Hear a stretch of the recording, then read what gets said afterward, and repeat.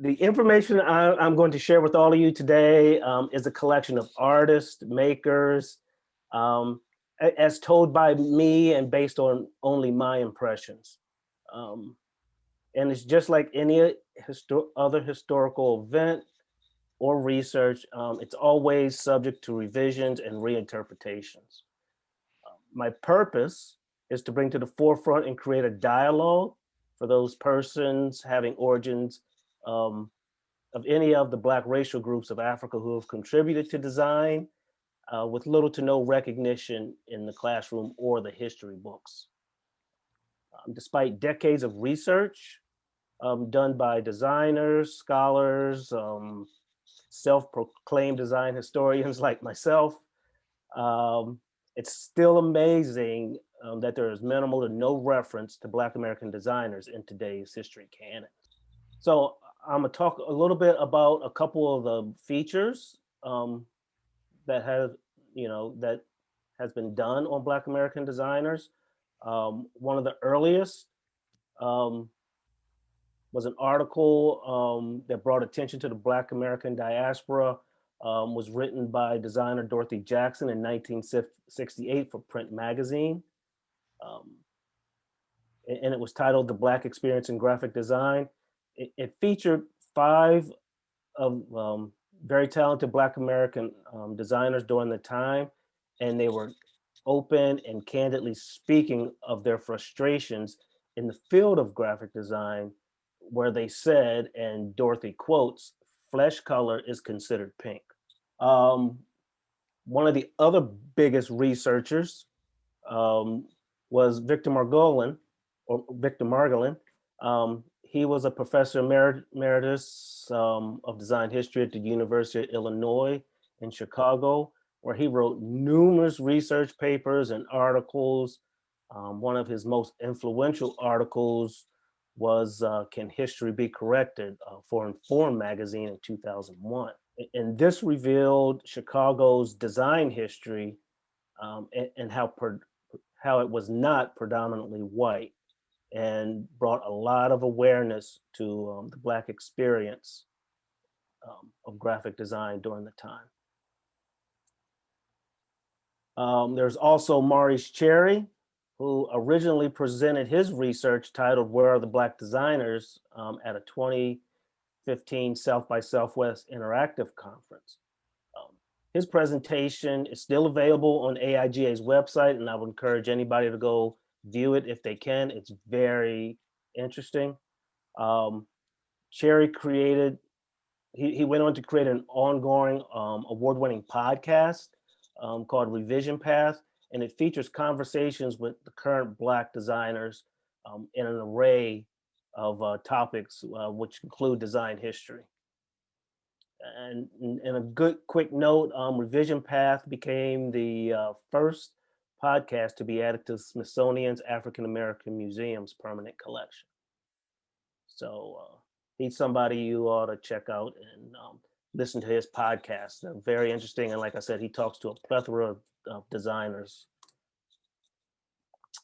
And then there's one of the most famous articles by Bishop Cheryl Miller,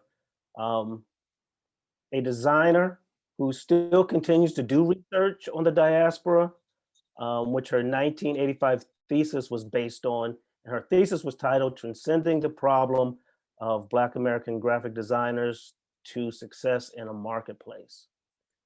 Now, this thesis that she wrote was adapted into an article for Print Magazine in 1987 on diversity titled The Black Designers Missing in Action. And 30 years after that, in 2016, she followed that article up in 1987 with an article named Black Designers Still Missing in Action. And after speaking with her, and actually as she was writing her October, she was writing another article for print in October of last year. I think it came to conclusion of October last year. So she worked most of the summer on it. So she completed this 35-year-old journey with a final article for print. She says she's not going to do any more.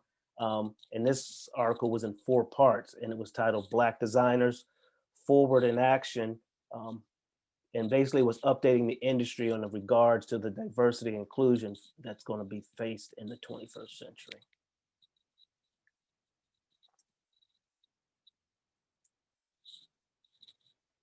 So knowing that all this research existed has been brought to the attention of researchers and historians for decades. The question came to me is, why is there still minimal to no reference to the plethora of Black American designers and their contributions to the field? So a little bit of information here that I'm going to share is about the history canons that are some of the most popular ones used in the classrooms today. I know a lot of classrooms and institutions are changing their philosophies on teaching from canons now, but these are like 4 of the more popular ones that people have been using and some are still using at the time. So out of the top history books canonized prior to 1998, only 2 Black Americans were mentioned. That was Reynold Ruffins and George Oden. And when I say mentioned, they were only referred to by name only because they were part of a bigger firm. There were no examples of their contributions in these books. So it wasn't until the 3rd edition is one of the most popular books of Meg's History of Graphic Design. So it wasn't until his 3rd edition that George Oden's contribution to design were referenced in any history book. He was the first. Still Reynold Ruffins, who was a co-founder of Pushpin Studios in the 70s. It was one of the most popular studios of its time. He co-founded this studio alongside the well-known Milton Glaser, Seymour Quatts, and Edward Sorrell, whose various contributions have continued to be canonized.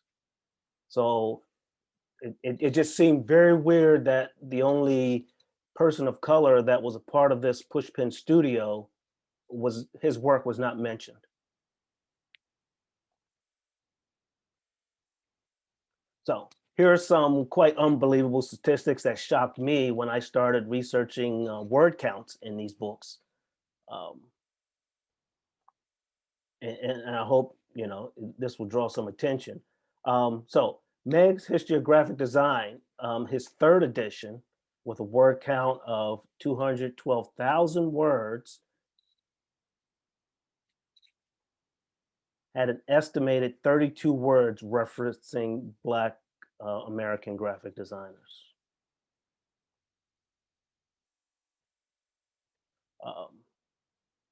Then, with a bigger, broader scope, and the addition of Gail Anderson in the 4th edition, published in 2006, they were up to 229 words that reference Black Americans. The cool thing is, and I can't wait for this, Meg's 7th edition is due out very soon. And, I'm not going to buy a copy to teach from, but I'm going to buy a copy just to see what he's added. And I hope that he included the contributions of some Black American aesthetics and design and a whole lot more than what's in there today. Another book, Graphic Design Reference, which was published in 2012, has a word count of 124,000. It has an overwhelming 227 words highlighting the Black American designer. Graphic Design: A New History, which was published in 2018, has a word count of 143,000. And it has only 5 words that speak of Black American designers, 5. But that's not the worst. That's it's sad to say that's not the worst. Graphic Design History Critical Guide, published in 2012 with a word count of 128,000, has 0 words dedicated to the distinguished work of Black American designers today. So, despite decades of research done by and of potential Black American designers, there continues to be a lack of interest to include these designers in the history books. So I'm gonna take it even a further step, and we're gonna look at some obvious similarities in the forms and techniques of Black American designers of the same era.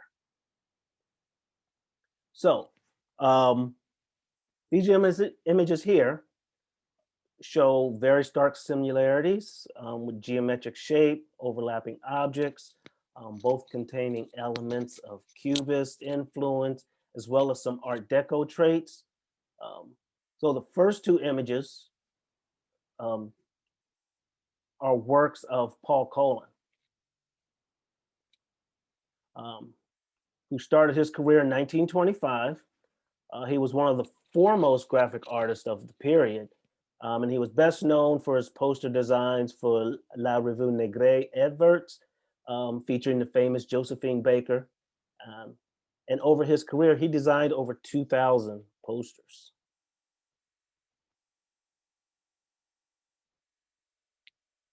The second set of images are the works of Emery Douglas. He was one of the most influential artists of the Harlem Renaissance during the 1920s. He played a key role in developing a unique African style, African-American style, I'm sorry, referred to as Afro-Cubism. And he is best known for his cover illustrations for books and magazines. Douglas solidified his role as a major artist and designer of the Harlem Renaissance with paintings in murals across the United States. His most recognized murals can be found at Fisk University Library and the Schomburg's Library in New York. 2 of his major design contributions, print-wise, was God's Trombone, 7 Negro Sermon Verses, and in 1927, a book of poems by James Weldon Johnson, which he illustrated and even did the typography script that you see on the book cover there in the middle. One of his greatest pieces that I believe he worked on was Fire Magazine, and that's with 2 exclamation points. So this magazine broke barriers during the Harlem Renaissance. It explored edgy issues in the Black community, such as homosexuality, bisexuality, interracial relationships, promiscuity, prostitution, and color prejudice, this was published in 1926. And the poets in there are a lot of the poets and writers from the Harlem Renaissance, like Langston Hughes, for example. Next up, so here's some logo designs that I found from the 1960s.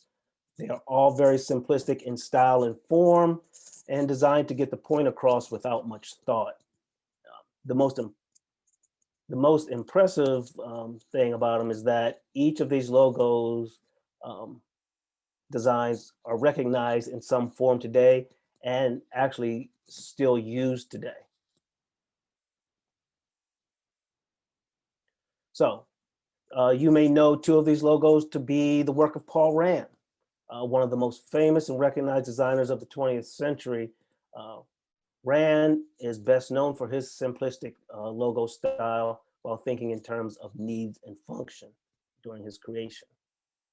And a lot of his design philosophies are still taught in the classrooms today. But I'm sure not many of you know Thomas Miller. He was a designer of the other 2 logos. Miller also designed logos with a simplistic style while thinking of terms and needs and function. And Thomas Miller was born and raised in Chicago and did majority of his work in Chicago.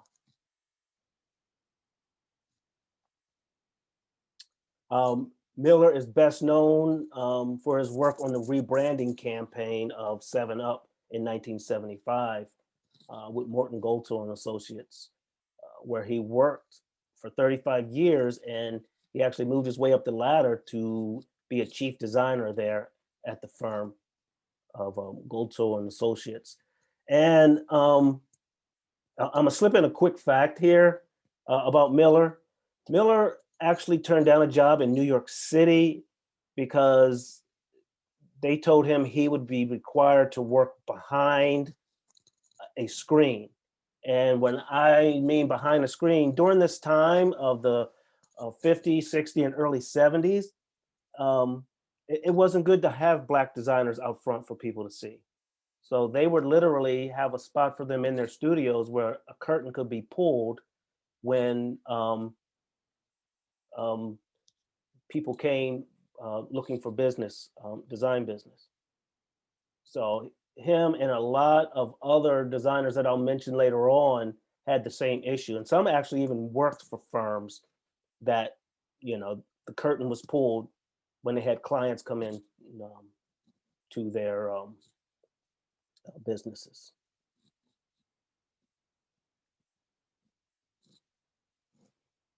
All right, so here are some user-centered design. For you millennial and Generation Z people, this is UX.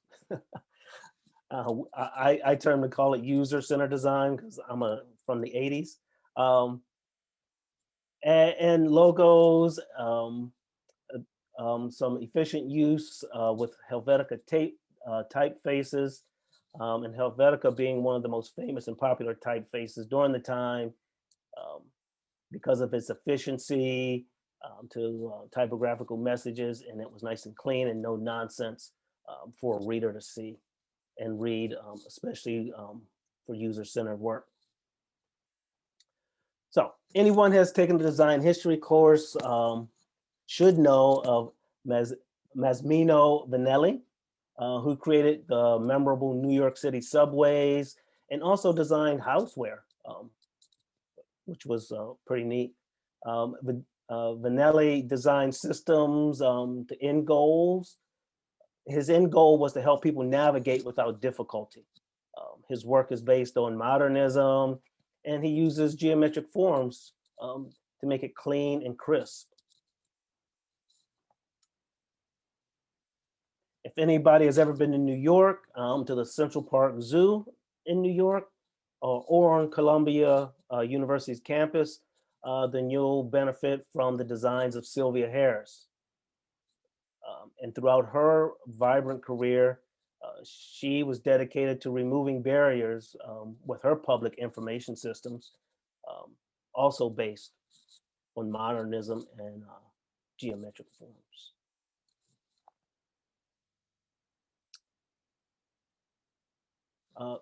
Harris considered herself a citizen of design, a citizen designer, I'd say. So a citizen for the people, and believed that everyday people needed good design to get around. She worked with businesses, governments, and nonprofits. She was destined for greatness, and she actually studied under studied with Philip Meigs at Virginia Commonwealth, the writer of Meigs' History of Graphic Design. So after graduating from Virginia Commonwealth, she decided to move to Boston, where she got a job for WGBH-TV in the design department. She later enrolled in the master program at Yale University.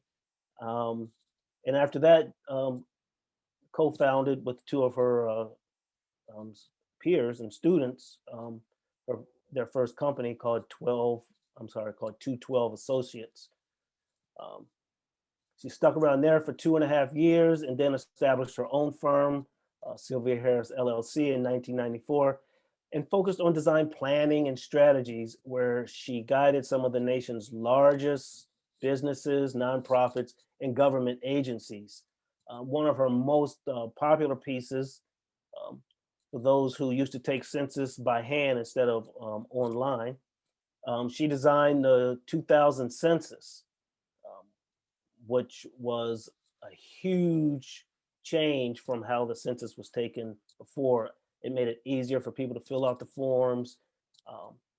With her design, layout, and thoughtfulness of where things had to go in hierarchy. Um,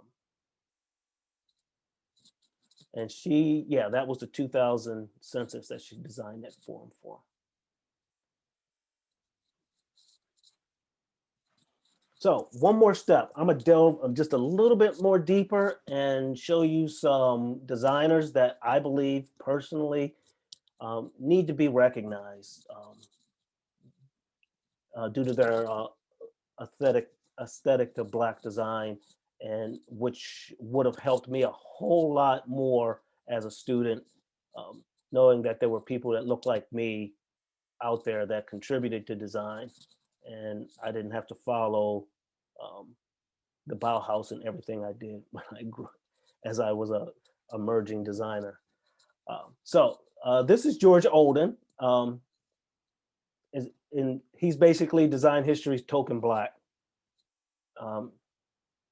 He's designer I mentioned earlier, whose contributions were referenced by Meggs in his history book as the first prominent African-American designer. And Meg said this in 1998. And after my research, I realized, I started to question the idea, what he wasn't the first. Oden was a prominent designer, but first and foremost, he was the pioneer of broadcast graphics. He started his career as a graphic designer for what is now the CIA. Oden later landed a job at CBS in 1945, working his way up to the head of the network on-air division of promotion. At age 24, he became the head art director for CBS New Television Division. He also was the first Black American to design a postage stamp for the United States Postal Service, depicting the centennial of the Emancipation Proclamation. And by 1970, Oden had won more than 7 Clio Awards. And back in those days, these Clio Awards were huge. It recognized innovation and creative excellence. And he even designed the Clio statue in 1972, which he actually received one of those that he designed.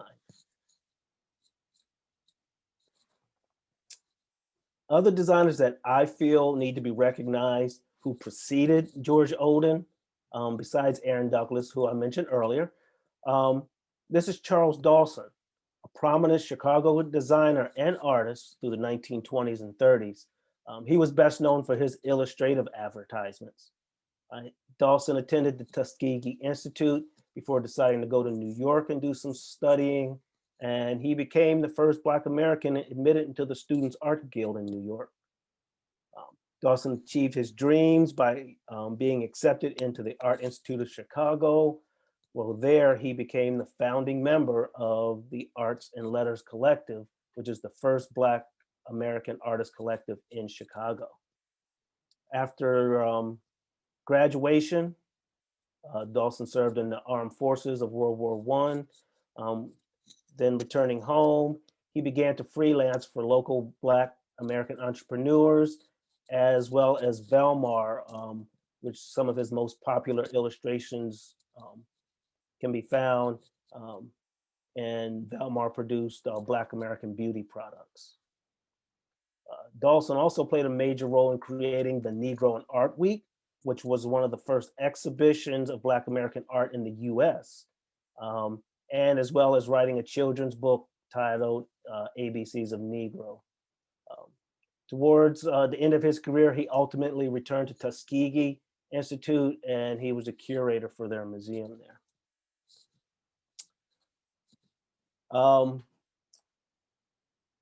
Designer Louise Jefferson, which Tashika is going to throw a lot of this in her talk when she speaks.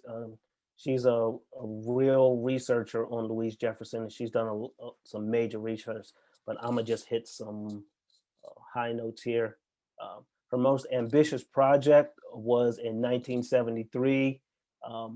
From her travels to Africa, Jefferson used her photography, photographs, and drawings from her adventures to author, illustrate, and design this book titled The Decorative Arts of Africa. During the Harlem Renaissance, Jefferson attended the School of Fine Arts at Hunter College in New York. And in 1935, she was one of the founding members of the Harlem's Artists Guild alongside Emery Douglas and Langston Hughes. Jefferson illustrated the songbook up here. It's the spread that's open. She illustrated the songbook titled We Sing America in 1936. And it contained images of Black and white children sitting and playing together. This book ended up being banned by the governor in Georgia at his time, and they had a mass burning of the book that she illustrated.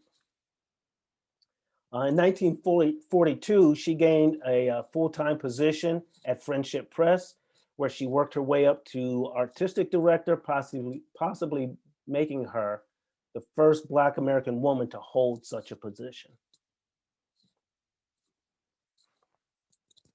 Designer Leroy Winbush revolutionized windows displays and was one of the country's top airbrush artists of the time.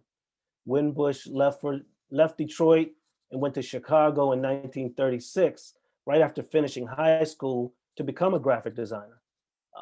There, he was inspired by Chicago's South Side sign designers, and he apprenticed there for a while.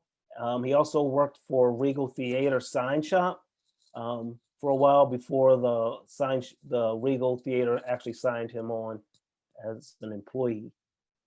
Winbush was then hired by the sign department of Goldblatt Department Stores, which is basically the Walmart of its time, in 1940, being the only Black American to be hired by Goldblatt at the time. He also worked with Johnson Publishing Companies for 10 years, where he helped develop and create the first issue of Ebony magazine. And a cool fun fact, I like to find these little facts about these designers and artists. At the age of 48, he challenged himself to learn how to swim. He never learned how to swim. After he learned how to swim, he decided to go and to learn how to scuba dive. From there, he combined the love of both to go and create the oceanic exhibits for Disney's Epcot Center.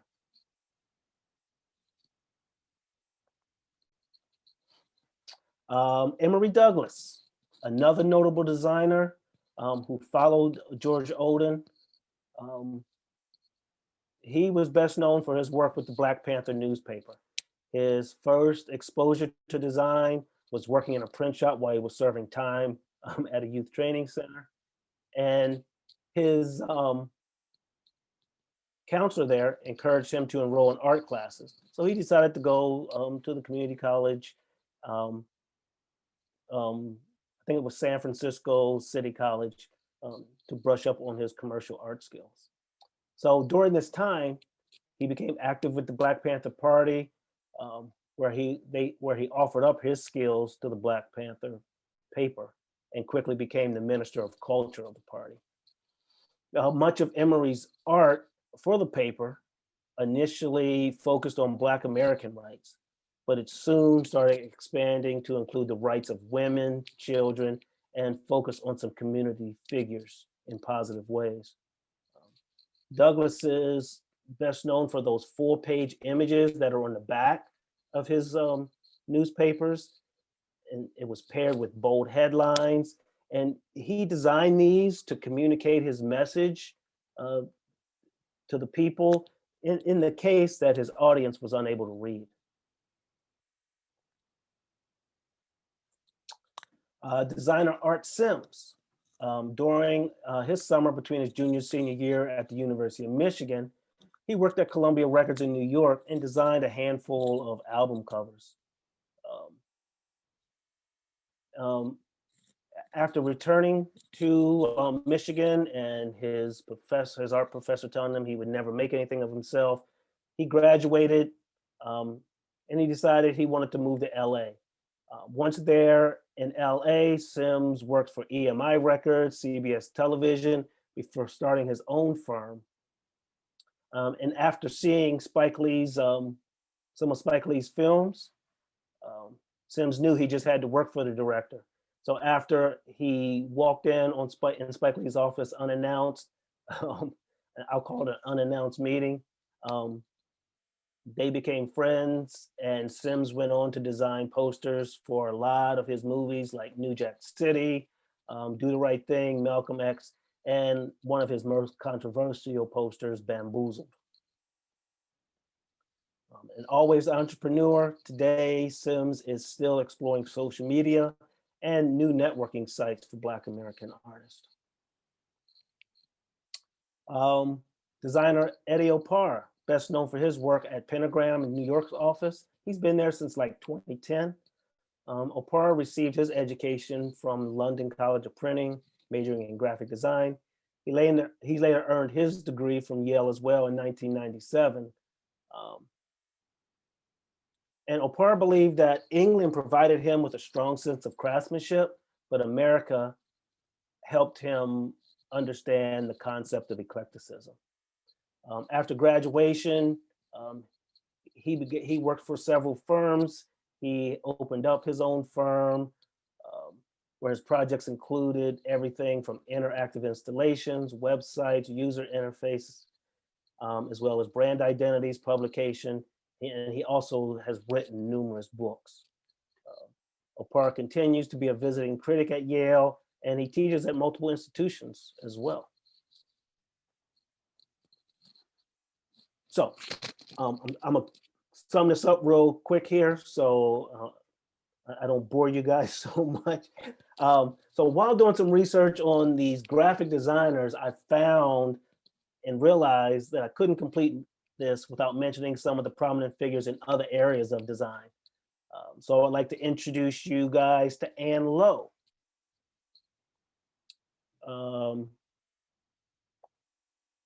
In 1953, she designed her most famous dress for Jacqueline Bouvier, and it was her wedding gown for her marriage to John F. Kennedy.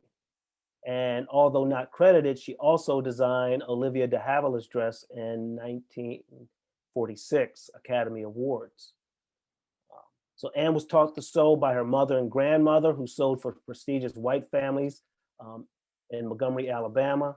At the age of 16, her mother passed away, leaving her with several ballroom dresses that needed to be done. Through this, she had to complete the dresses, and she found her zest for dressmaking. So these talents gained her a business deal with a seamstress in Tampa, Florida, and which she was later accepted into the St. Taylor School of Design up in New York at the time.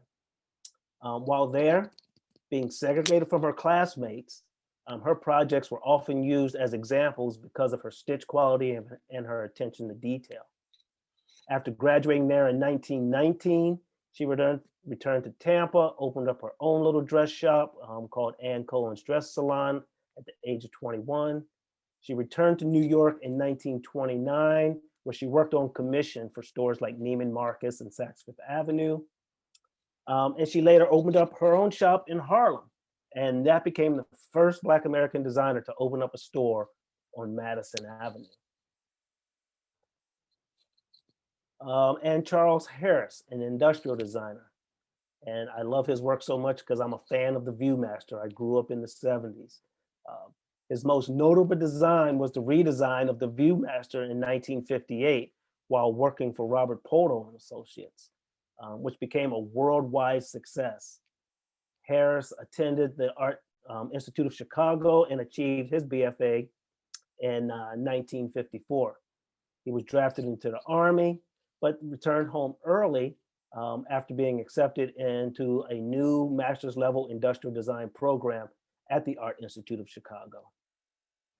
And because of his talents, in 1961, Sears and Roebuck abandoned their unwritten policy of not hiring Black Americans and gave Harrison a full-time position.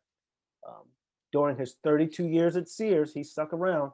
Harrison became the first Black American executive there, and he led his design team, for which he designed more than 750 items before retiring.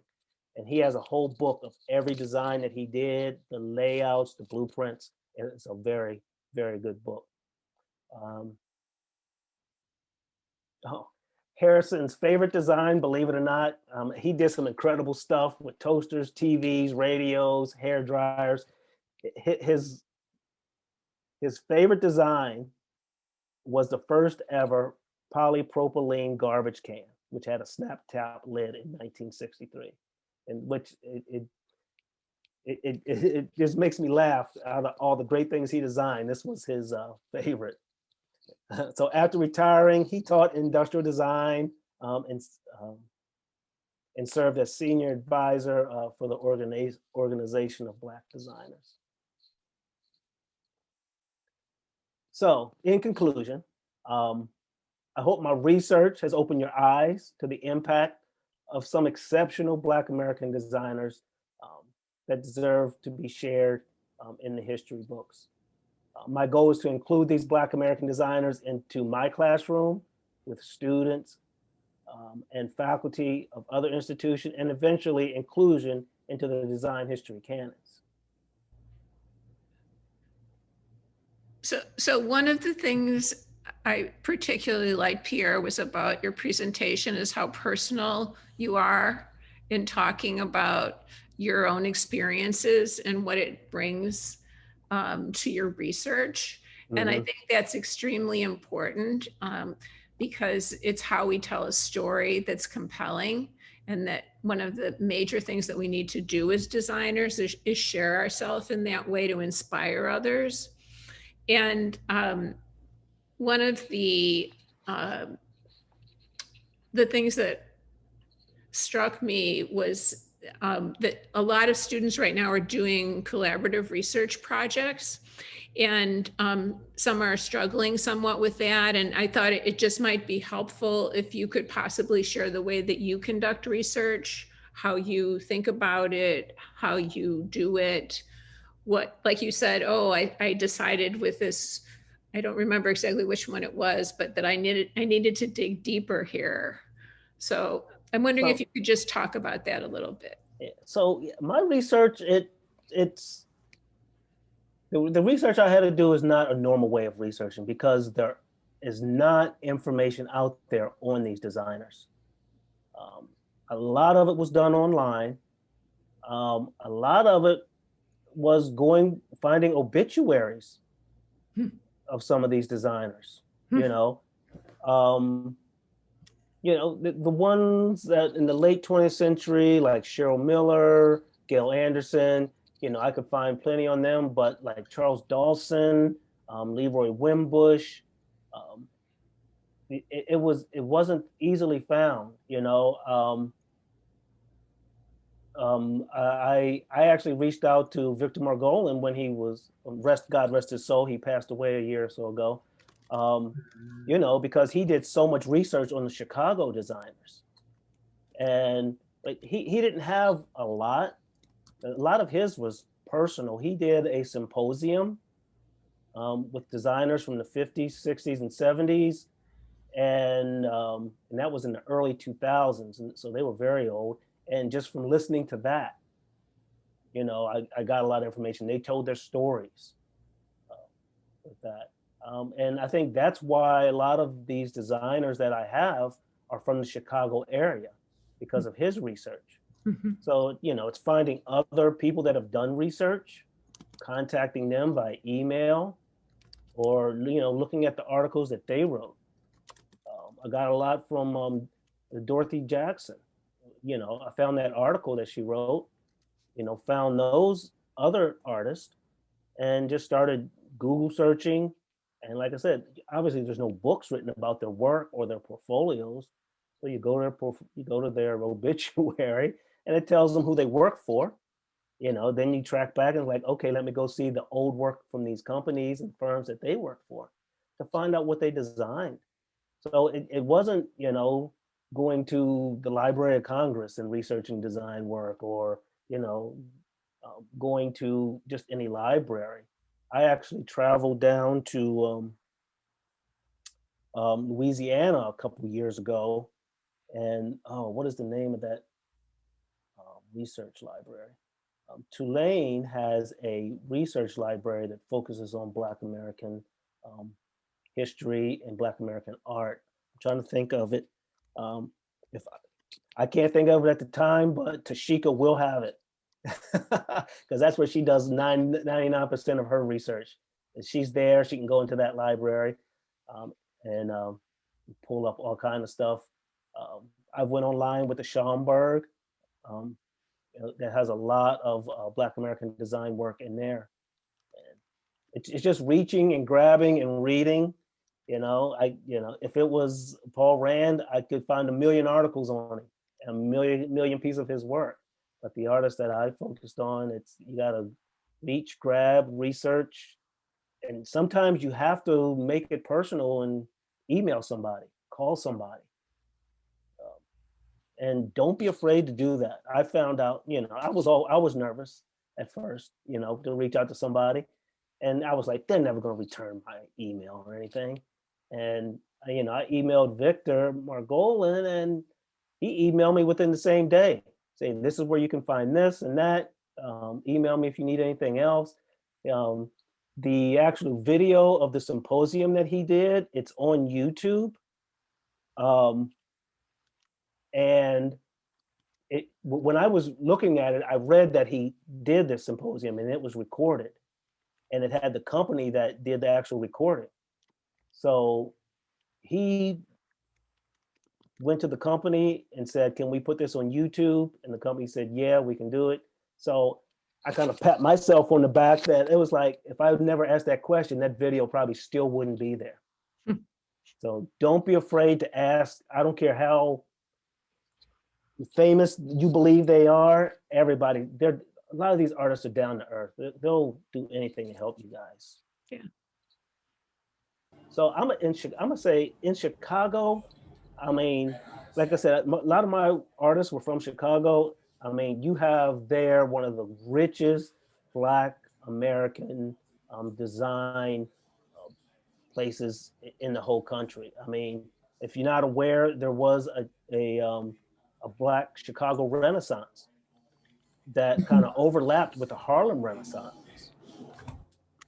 So, I mean, there are a lot of artists that participated with that during that time. Pierre, I was gonna ask if you could share. This is something I heard you say prior at another speaking event that you said, but I thought it was so significant and that it's stuck in my mind. And I was wondering if you could elaborate to the students. You said history is not a fact. And I think that's so important. So I was wondering if you could share a little bit about that. Yeah, history is not a fact. It's only what people have seen when they were there during those events. And everything can be written in the way that you want it to be written, or as they did it, they want it to be written, you know? And obviously they didn't want to make themselves look bad. One of the things that, you know, when I think of that, the biggest thing I think of is American history. The South wrote American history, the people from the South, the losers of the Civil War. And I'm like, in the American history books you get today, those are the people that wrote the American history. That's why there is no, that's why there's that's why February is Black History Month, you know, and Black history is American history. It needs to be taught 365 alongside everything else. And that still hasn't changed, you know? So, I mean, these American history books need to change, as you know, and I'm just hitting the little niche of graphic design. So, yeah, and you know, research can change it.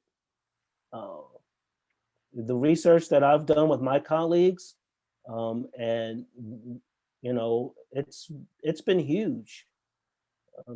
The presentations that we've been given and the classes that we've been doing, it amazes me. You know, I'm excited when I get 30 people into a lecture or even 20, you know. All of these have exceeded 150 or more participants in these. So, you know, we must be doing something right. And I'm so happy and excited that the word is actually starting to get out there. So we're changing the canon as we speak. You know, the curriculum that you, Laura, and Dolores are writing for DePaul, it's, you know, you're changing the canon, and that helps a whole lot.